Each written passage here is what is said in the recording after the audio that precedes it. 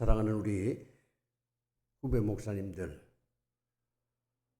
이제 코로나 사태가 어느 정도 정리가 되고 예배 인원도 많이 늘었습니다.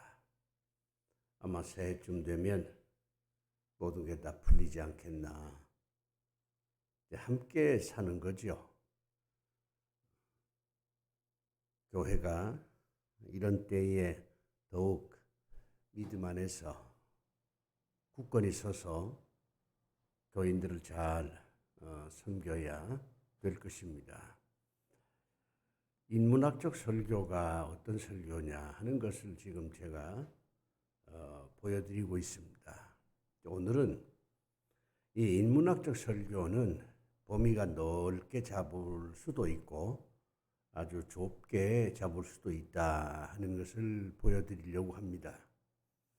그리고 이 인문학적 설교는 관념적인 그런 내용도 물론 할 수 있지만 아주 구체적으로 삶의 현상에서 우리가 보는 그런 일들에 대한 성경적인 해석이나 또 삶의 문제에 성경적인 대답을 어떻게 할 것이냐 이런 것들을 취급할 수 있는 그런 설교라고 하는 것, 이 점을 오늘 여러분들에게 보여드리려고 합니다. 우리 사회에 여러 가지 문제가 있죠. 교인들도 다양한 문제를 가지고 있습니다. 그 중에 하나가 우울증입니다. 이 우울증은 마음의 감기다. 그런 표현을 써요. 우리가 이제 감기를 잘 앓잖아요. 마찬가지로 이 우울증도 평생을 통해서 두세 번씩 인간에게 주어진다. 이제 그런 뜻에서 마음의 감기다. 이렇게 표현하는 겁니다. 이 육신의 감기가 아니고 마음의 감기라는 표현이 의미가 있어요. 모든 건 마음에서부터 시작이 되지 않습니까? 그러니까 이 마음이 이제 병들었다는 거죠. 그렇게 되면 여러 가지 좋지 못한 현상들이 생깁니다. 우선 사람이 무기력해져요. 뭐 일을 하려고 하지를 않습니다. 하루 종일 집안에만 있으려고 합니다. 굉장히 불안합니다. 이 불안하다 보니까 잠을 잘 잘 수가 없어요. 물론 어떤 분은 잠을 너무 많이 자기도 합니다. 그리고 사람과 어떤 대화를 하려고 하지 않습니다. 대인 기피증이 생긴다 그 말이죠. 그렇기 때문에 사회생활을 할 수가 없어요. 가족들하고 관계도 굉장히 이제 문제가 되고 교회 가서도 교인들하고 관계가 어려워지고 직장 생활은 더 말할 것도 없죠. 그러다 보니까 이 우울증에 걸리게 되면 삶이 굉장히 어려워집니다. 어떤 분은 이 우울증 때문에 자살하는 경우도 생겨요. 그래서 이 우울증이라고 하는 게 참 괴로운 병이다 하는 것을 우리가 알게 됩니다. 이 가을이 되면 또 겨울이 돼서 햇빛이 잘 이제 드러나지 않으면 우울증 환자들이 더 힘들어집니다. 우리나라의 우울증 환자가 얼마나 되느냐 통계를 제가 찾아보니까 대강 한 100만 명 정도 됩니다. 그리고 해마다 한 2만 명씩 이 우울증 환자가 늘어나고 있어요. 그런데 이 100만 명의 이 우울증 환자 가운데 병원에 가서 치료받는 사람들은 15만 명 정도밖에 되질 않습니다. 그리고 이 우울증이라고 하는 이 병은 지속적인 치료를 받아야 되거든요. 무슨 뭐 한두 달 약 먹는다고 되는 병이 아니에요. 그러니까 6개월, 1년, 뭐 3년, 4년 이렇게 꾸준히 치료를 받아야 되는데 그렇게 치료를 받는 사람들은 많지가 않아요. 놀라운 통계는 이 서비스업에 종사하는 사람들은 49%, 거의 절반이죠. 이 우울증에 시달리고 있다. 이런 통계도 나와 있습니다. 전 세계의 약 3% 인구가 우울증 환자라는 통계도 있습니다. 그래서 유엔에서도 이 우울증을 현대의 병이다 이렇게 생각을 해서 각국이 이 우울증 관리, 치료에 좀 더 관심을 가져야 된다 이런 지침을 내리고 있습니다. 그런데 오늘 좀 재미있는 얘기를 좀 한번 해보려고 그래요. 성경에 우울증 환자가 있냐 없냐. 여러분 어떻게 생각을 합니까? 아니 성경에 무슨 우울증 환자가 있겠냐. 그때는 이 우울증이라고 하는 병명도 사실 없던 시대잖아요. 그러니까 성경에 나와 있는 여러 인물들 가운데 우울증 환자가 없다 이렇게 얘기할 수도 있습니다. 그런데 저는 좀 생각이 달라요. 사울왕을 예로 들어 봅시다. 오늘 본문 맨 마지막에 보면 정신이라고 하는 용어가 등장합니다. 처음에 이제 정신이 굉장히 혼란스러웠다가 나중에 정신이 돌아왔다. 이렇게 이제 그 새 번역 성경에 나와 있습니다. 그래서 저는 이 사울왕도 현대적인 용어로 표현한다면 우울증 환자였지 않나 이런 생각을 이제 해보는 거예요. 이 사울왕이 왜 우울증에 걸렸냐? 그 원인이 뭘까? 이것도 아주 재미가 있습니다. 성경을 보니까 하나님이 부리는 악신에 의해서 이거를 이제 개역 성경을 보니까 하나님이 보낸 영에 의해서 사울왕이 정신적으로 혼란을 겪었다. 이런 표현이 있어요. 그러고 보면 이 사울왕의 우울병은 사실상 하나님께서 주신 것이다. 이렇게 생각을 할 수가 있습니다. 하나님께서 왜 이 사울왕을 우울증 환자로 만들었을까? 그거는 이 사울왕이 주어지는 상황에 대처를 잘못한 거예요. 이 상황에 대처를 잘못해서 결과적으로 사울이 우울증에 걸렸다. 그런 얘기입니다. 그러고 보면 이 우울증이라고 하는 것은 어쨌든 간에 자기에게 주어진 상황, 그것이 하나님에 의해서 주어진 상황이든 본인에 의해서 만들어진 상황이든 아니면 사회적으로 형성된 상황이든 이 상황 관리를 잘못해서 이 상황에 대한 적응을 잘못해서 생기는 정신적인 혼란, 일종의 정신병이다.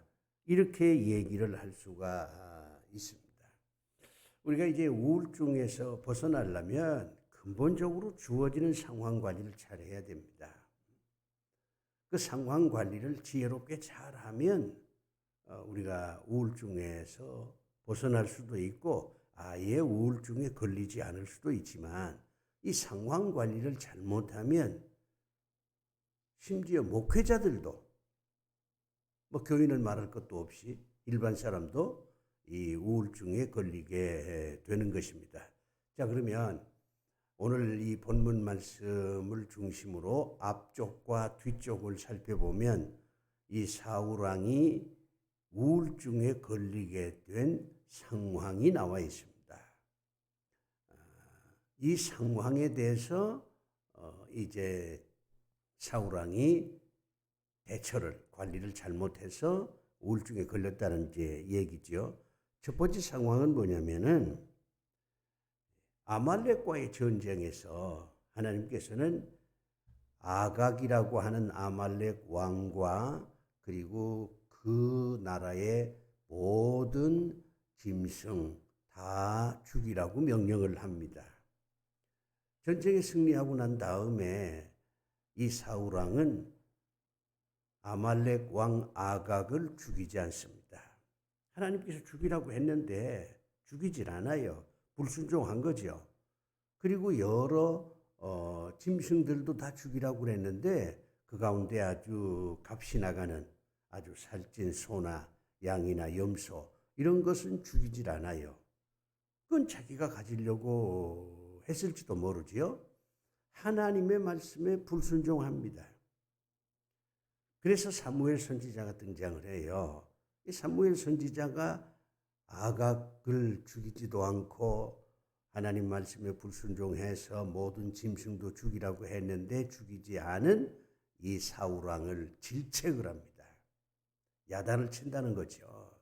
근데 그것도 여러 사람들 앞에서 야단을 쳐요. 여러분 생각해 보세요. 사울이 왕이잖아요. 물론 잘못했죠. 하나님 말씀을 불순종했으니까. 근데 사무엘이 사울 왕을 조용히 자기 방에 불러서 야단을 친 게 아니라 모든 사람 앞에서 야단을 칩니다. 왕이 야단을 맞는 거예요. 이거는 교훈적인 내용이 있지요. 백성들한테 보여주려고 하는 겁니다. 아무리 왕이라도 하나님 말씀에 불순종하면 이런 질책을 받는다 하는 교훈을 주기 위해서 공개적으로 야단을 친 겁니다. 그런데 사울왕 입장에서는 내가 명색이 왕인데 국민들 앞에서 이렇게 야단을 맞으니까 굉장히 기분이 나빴을 거예요. 자존감이 아주 떨어진 거죠. 자존감이 떨어진다. 이게 우울증을 앓게 되는 원인 중에 하나입니다. 그 다음에 두 번째 이 사울 왕이 우울증에 빠진 원인은 블레셋 나라의 강성함입니다. 본문 뒷장에 보면 이제 블레셋이라고 하는 나라가 굉장히 번영을 합니다. 주변의 영토를 아주 잠식해서 대제국으로 발전을 하는 그런 이제 시기가 된 거예요. 특히 그 블레셋에는 골리앗이라고 하는 천하의 명장이 있었습니다. 사울 왕은 내가 통치하는 이스라엘은 점점점 약해지고 주변에 있는 블레셋 나라가 점점 강해진다. 그걸 보면서 통치의 위기감을 느낍니다. 큰일 났구나. 이런 생각을 하는 거예요. 큰일 났구나. 내가 다스리는 나라는 점점 약해지고 원수의 나라라고 할 수 있는 블레셋 나라는 점점 강해지고 결국 언젠가는 전쟁을 해야 될 텐데 전쟁에 이길 자신이 없는 거예요. 패배의식이 생기는 겁니다. 이 우울증이라고 하는 것은요, 긍정적이고 자신감이 넘치는 사람은 걸리지가 않습니다. 위축이 되고 패배의식을 갖고 큰일 났구나. 이런 어떤 생각을 갖고 있는 그런 이제 사람이 우울증에 잘 걸리게 됩니다. 지금 사울 왕이 그런 처지에 있게 됐습니다. 그 다음에 이제 또 하나 세 번째 원인은 지금 사무엘하고 사울 왕이 굉장히 사이가 좋았잖아요. 사무엘 선지자가 사울 왕을 하나님 명령을 받들어서 이스라엘의 왕으로 세웠습니다. 비록 사울이 왕이긴 하지만 그때의 영적인 권위는 사무엘이 갖고 있었습니다. 사무엘과 사울 왕이 서로 사이가 좋았을 때는 모든 게 다 편안했어요. 그런데 이 아말렉과의 전쟁 사건을 통해서 사무엘과 사울 왕이 틀어진 겁니다. 사무엘 선지자가 엄청 화를 내가지고 이 사건 이후에는 사울 왕을 만나질 않아요. 사울 왕이 사무엘 선지자를 만나려고 해도 사무엘 선지자가 만나주질 않습니다. 완전히 두 사람 사이가 단절이 되고 말았어요. 가장 가깝고 가장 자기를 잘 이해해 주고 자기를 적극적으로 후원해 주는 그 사람과의 관계 단절. 이것은 굉장히 위험한 신호입니다. 우울증을 앓게 되는 요인이 되는 거죠.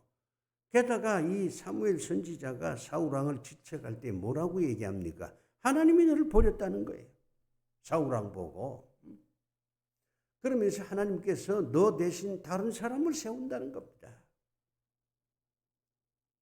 이 말을 들은 사울왕이 얼마나 충격을 받았겠어요.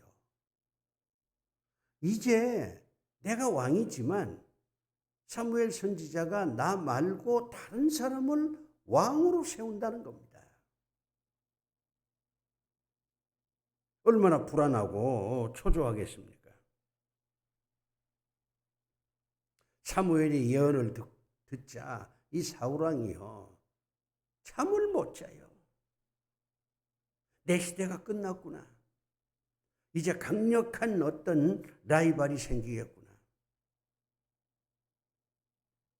사무엘이 그 사람을 이제 도와주겠구나. 백성들도 그 사람을 따라다니겠구나. 그 사람을 왕으로 세우려고 하겠구나. 그렇다면 난 뭐가 되냐? 내 인생은 여기서 끝났구나. 이런 생각을 하게 되는 거예요. 이런 세 가지 요인이 결국에는 사울왕을 우울증 환자로, 성경 본문대로 얘기하면 정신이 나간 사람으로, 정신이 아주 혼란스러운 사람으로, 정신병을 앓고 있는 사람으로 만들었다는 것입니다. 우리가 이제 그 우울증을 치료를 하려면 원인을 정확하게 찾아야 합니다. 여러분 목사님들 가운데서도 우울증 환자가 제법 있어요. 제가 이제 목회할 때 교인들 보면 교인들 가운데서도 이 우울증 환자들이 제법 있습니다. 그러면 이제 그런 사람들을 우리가 돌봐야 되잖아요. 그러면 이분이 무엇 때문에 우울증에 걸렸을까? 그 원인을 정확하게 신앙적으로 통찰하는 그런 능력이 우리 목회자들한테 있어야 합니다. 성경은 이 사울왕을 통해서 아주 구체적으로 얘기를 하고 있어요. 여러 사람 앞에서 질책을 당하고 무시를 당하고 그런 마음의 상처가 생기죠. 나는 점점 시들어가는데 주변에 있는 다른 사람들은 날로 더 잘 되고 같이 잘 되면 좋은데 나는 몰락하고 주변에 있는 다른 사람들은 더 잘 되고 특히 내가 미워하는 사람들이 더 잘 된단 말이에요.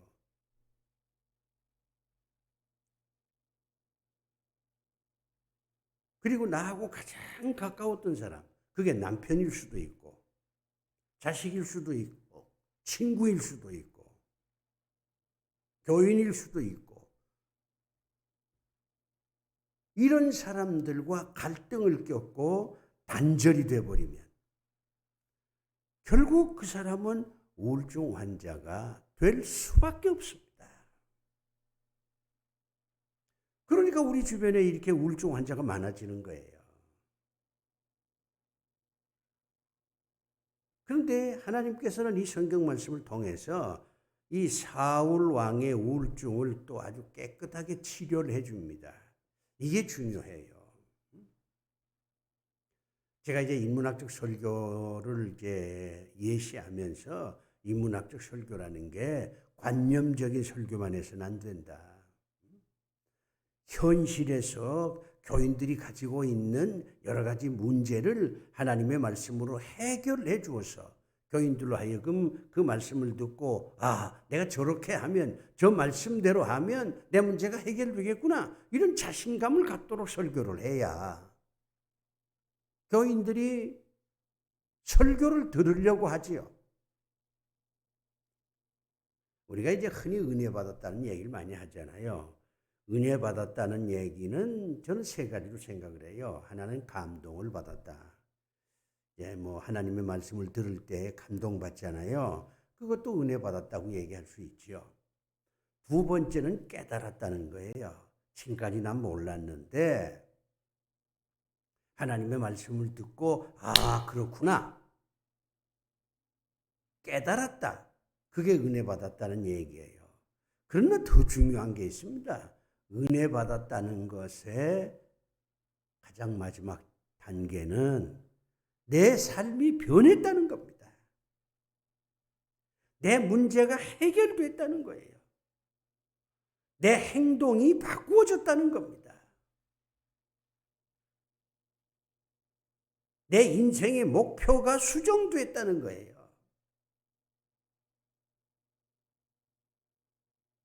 그게 바로 은혜 받았다고 하는 겁니다. 그런데 우리 교인들은 은혜 받았다는 이 용어를 굉장히 많이 써요. 그러면서 구체적으로 무슨 은혜를 받았느냐 이렇게 물으면 쉽게 대답을 못합니다. 다시 말씀드리면 은혜 받았다는 말은 세 가지예요. 감동을 받았다, 깨달았다, 그 다음에 마지막은 변했다는 겁니다. 내 인생이, 내 문제가, 내 삶의 목표가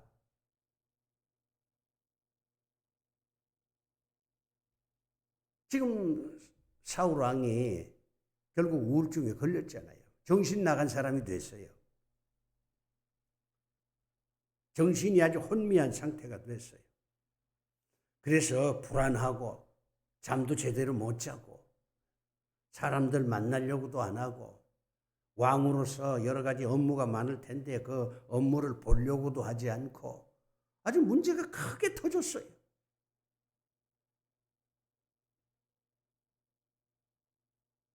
그런데 하나님께서는 이 사울왕의 그 우울증을 치료를 해줍니다.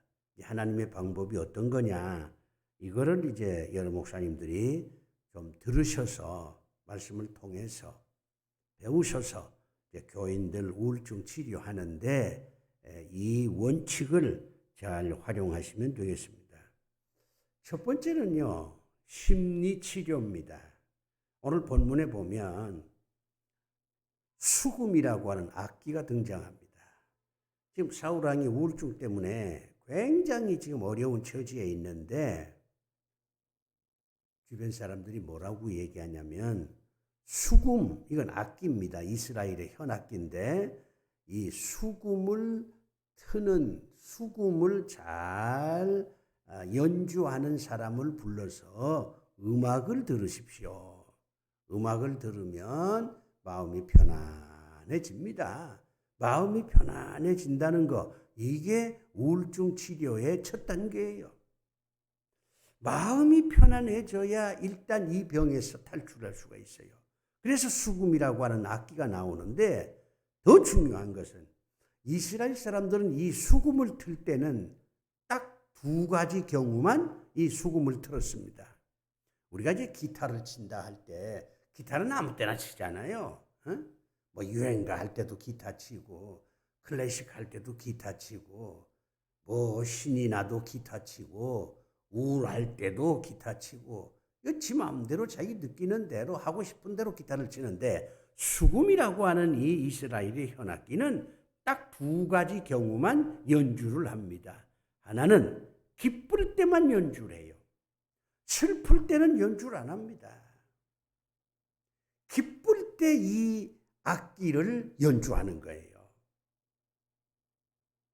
그러니 수금을 듣는다, 수금 소리를 듣는다 하는 것은 마음을 기쁘게 한다는 뜻이잖아요.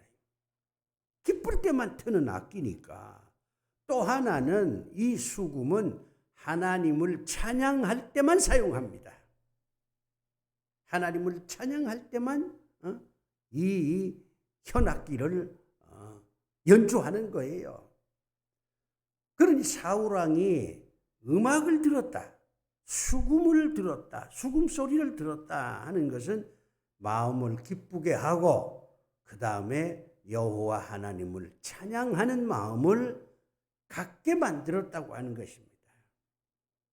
이것을 저는 심리치료인데 이 심리치료의 가장 핵심은 뭐 신앙치료다. 뭐 이렇게도 얘기를 할 수가 있습니다.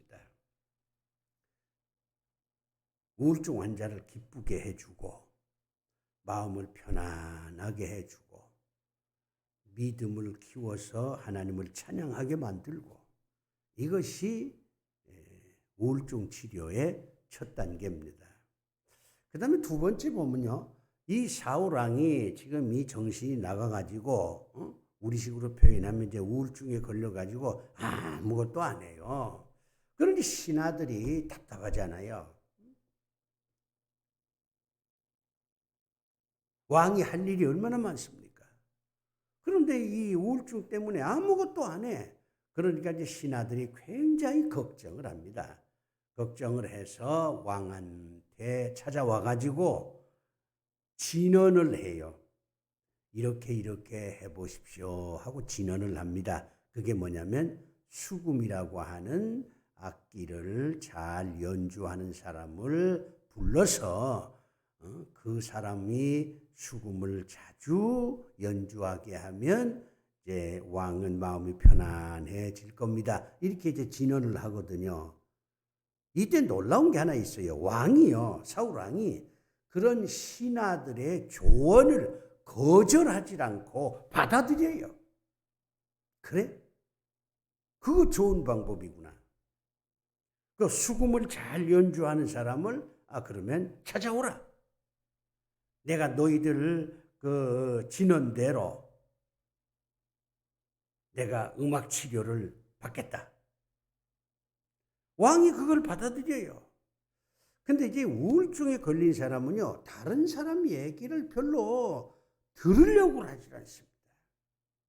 다른 사람 얘기를 수용하려고 하질 않아요. 대인기피증이 걸리니까 자기 혼자 꼴똘하게 자기 정신세계에 갇혀있지 마음을 이렇게 열어가지고는 주변 사람들의 얘기를 들으려고 하질 않습니다. 이게 가장 참 문제예요. 그런 말 있잖아요. 우울증 환자가 난 우울증 환자야 이렇게 얘기하면 그 사람은 거의 다 나은 사람이다. 우울증 환자들이 내가 무슨 우울증 환자냐?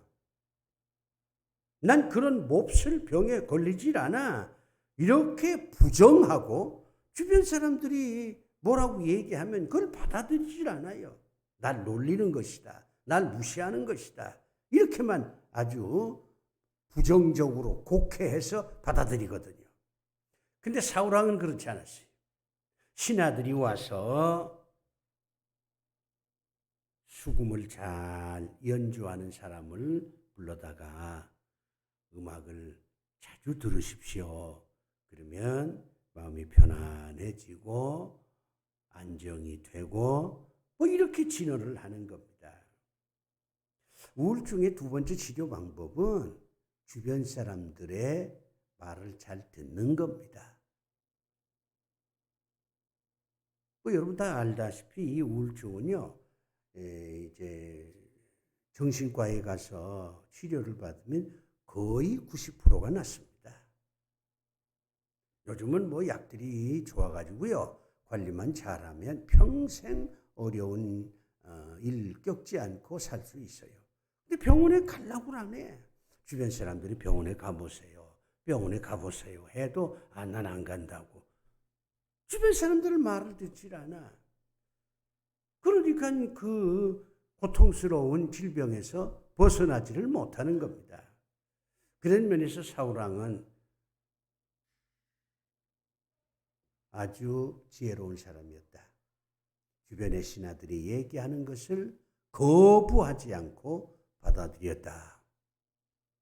그 다음에 세 번째가 있습니다. 이제 신하들의 조언을 받아가지고 수금을 잘 연주하는 사람을 찾았잖아요. 전국의 사람들을 보내서 이 수금이라고 하는 이 현악기를 잘 연주하는 사람을 찾았는데 그 사람이 누구냐? 다윗이었습니다. 그 사람이 바로 다윗이었어요. 여러분들은 이 다윗의 등장은 골리앗과의 전쟁할 때 처음 등장했다 이렇게 생각하지만 그렇지 않습니다. 이미 다윗은 골리앗과 전쟁하기 전에 사울왕 앞에서 수금을 연주하는 악사로 채용이 된 사람이에요. 근데 본문을 보면 이 다윗에 대한 소개를 합니다. 이 다윗이 어떤 사람이냐? 우선 용모가 준수했다. 얼굴이 잘생겼다 그 말이에요. 게다가 마음이 참 따뜻하고 말을 아주 잘했다고 그랬습니다. 구변이라고 나와 있어요. 말을 아주 잘했어요. 뭐 수금이라는 악기 연주 잘하는 건 말할 것도 없고, 그리고 무에 칼 쓰는 솜씨도 좋았습니다. 잘생겼지요. 말 잘하지요. 음악 잘하지요. 거기다 사람 됨됨이가 참 착하지요.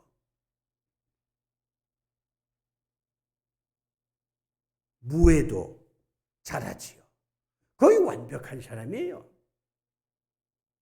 사울왕이 그런 다윗을 보니까 마음이 놓인 거죠. 그래서 성경을 보니까 병기 든 사람, 그러니까 자기 호위병으로 다윗을 썼다고 나와 있습니다.